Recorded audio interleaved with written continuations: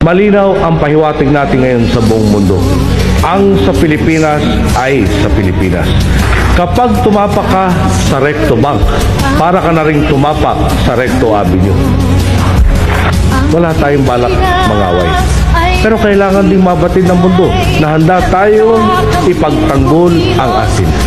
Pinag-aaralan na rin po natin ang pag-angat ng kaso sa West Philippine Sea sa International Tribunal for the Law of the Sea upang masigurong sa mga susunod na pagkakataon ay hinahon at pagtitimpi ang mag-ahari tuwing may alitan sa teritoryo.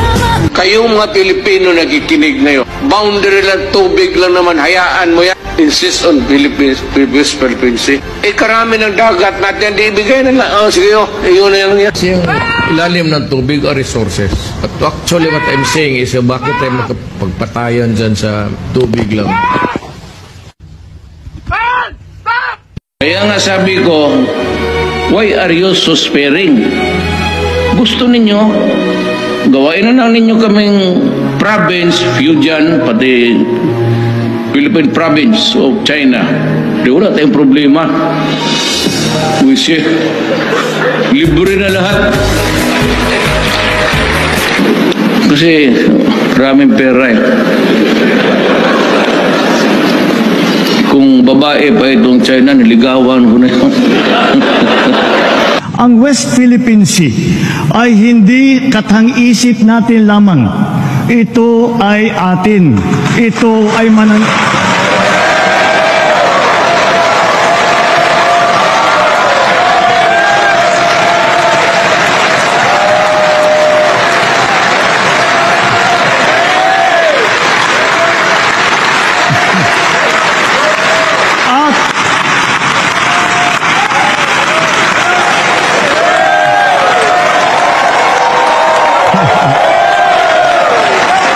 At ito ay mananatiling atin hanggat nag-aalab ang diwa ng ating minamahal na bansang Pilipinas.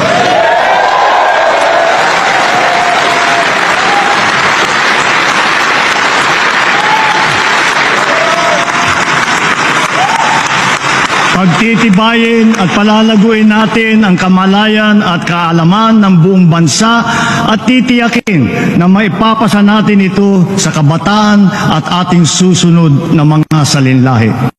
Ang sa Pilipinas ay sa Pilipinas. Ito ay atin.